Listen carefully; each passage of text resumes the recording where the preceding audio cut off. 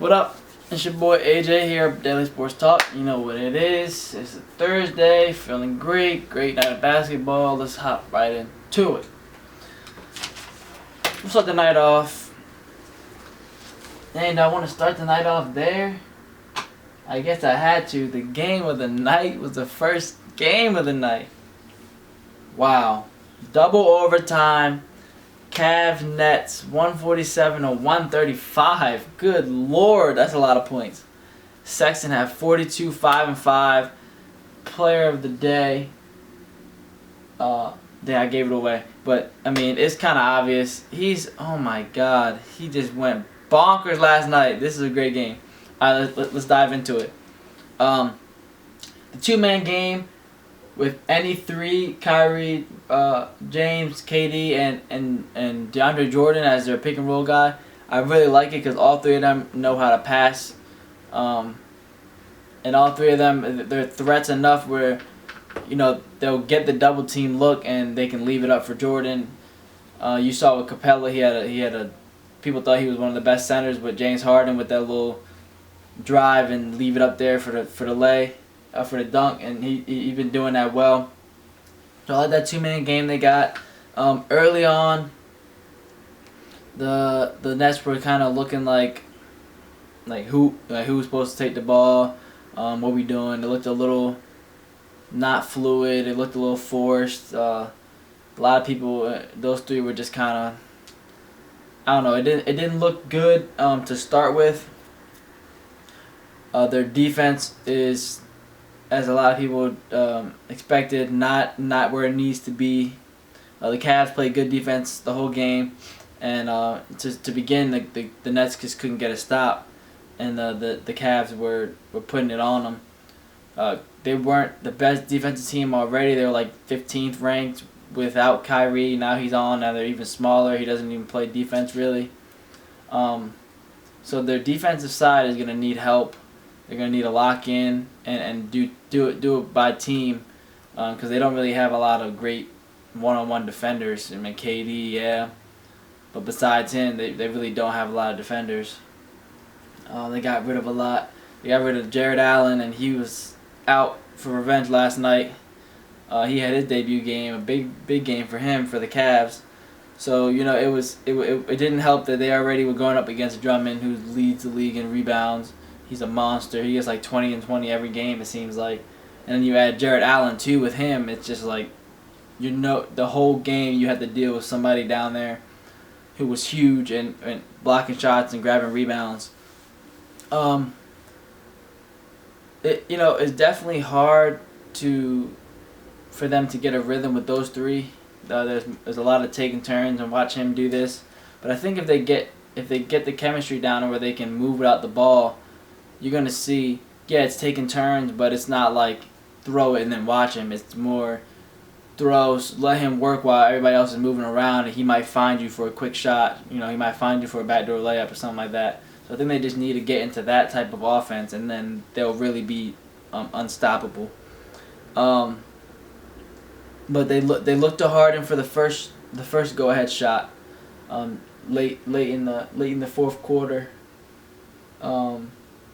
It was neck and neck up to the fourth, and then the Nets started to get hot, and I thought it was going to be game. I was like, well, the Cavs let them stay around, even though they weren't really gelling yet, and now these three are just going to take over. But they didn't take over. The first shot went to James Harden for the win. He didn't hit it. Then the next, they get a stop. They're lucky that they get a stop. The Cavs miss. Now Kyrie's turn. Kyrie gets a chance to, like 2 seconds left on the clock. He's pushing the ball down and he draws an offensive foul, which sends him to overtime. So he had his shot, got an offensive foul. And then in overtime, the Nets made some big stops early. They were pushing the score, but it was KD's turn, and I thought, well, KD's this guy. He's the guy. I've seen him do it before multiple times. He's about to finish the game off. Bye-bye, Cavs. It was, you guys played well, but this is it. And he missed the game winner in overtime. So they just let the Cavs get more and more chances. All three of them had a chance to go and get a bucket for the go-ahead. All three of them came up short. I don't think that's going to be a routine thing. It's not going to be a normal thing for them to be missing game winners like that. But last night they did.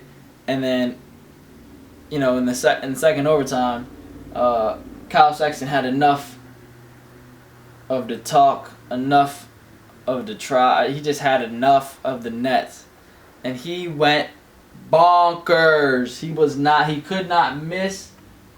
He didn't miss a shot in the double overtime. I think he had like 3 or 4 straight buckets in double overtime to finish the game off. One over top of Kyrie, another one over top of KD. It was just like, oh my God, he was just magical. He was doing whatever he wanted.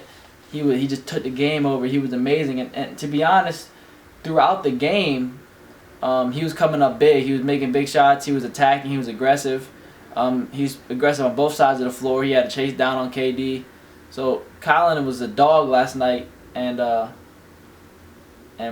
the Cavs are 7-7. They're they're 6th in the East. You wouldn't have thought that to begin the season, but because of his dog and everybody on the team are just dogs, and they got better on the inside. They were already dominant, but they got better on the inside. They're a big team. They can defend, and they can score points. So 147 is not easy to come by. I get it was in double overtime, but it's still not an easy number to get to, and they did that last night against the Big Three. They ruined the Big Three's opening night, and it was just amazing to see. I said, "What Sexton? He hit one over Kyrie." I said, "No, he's not gonna come out and shoot again, is he?" Boom, hit it, and I said, "Wait, okay, calm down, relax, okay? Jesus Christ, what are you doing?" And then he came down and hit another one, and then KD, and I was just like, "Oh my God," because when he just ripped their soul out. They didn't even want to try to even shoot the ball no more.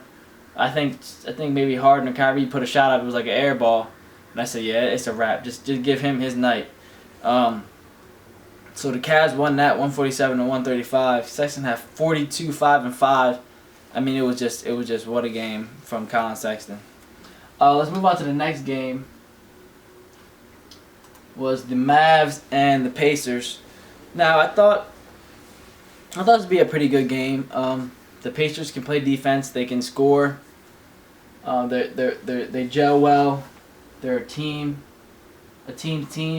and the first quarter, the Mavs came out with a lot of energy. They caught the Pacers sleeping on a lot of plays. They weren't really ready yet, and that's what the Mavs can do. The Mavs are strong enough on offense that they can just hit you with a plethora of different things. They can hit you from the inside. They can shoot from the outside. They can fast break it. They can half court offense. They can do a lot of things. In the first quarter, they just came out super strong.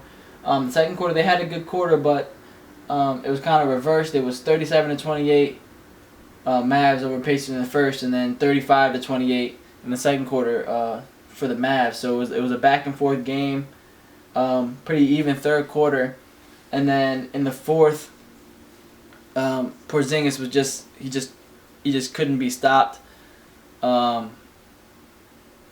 Once he starts to continue to knock this rust off, they're going to be really, really hard to beat, especially when you have Trey Burke coming off the bench with, I think he had 22, if I'm not mistaken. He was just a difference maker for them.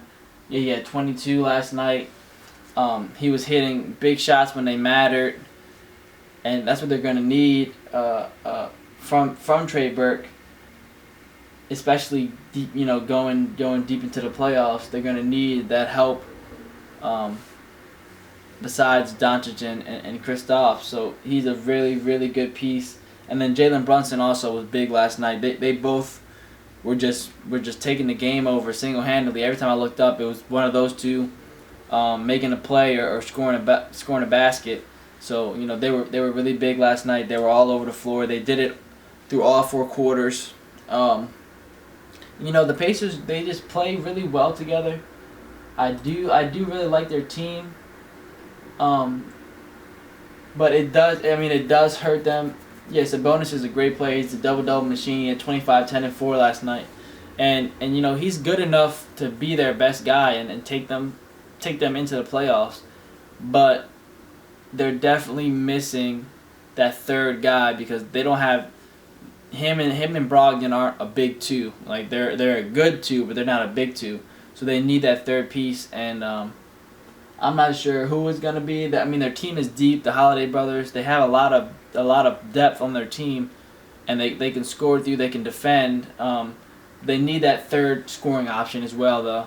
And it was a big hit, a big loss with LeVert. You had Victor, who was giving you 20 a night, and then you got LeVert, who's possible to give you. He could give you 20 a night, but with all that news, he's not playing now. It does hurt them. I don't think they're gonna be like dropped down to the worst team now that he's not there.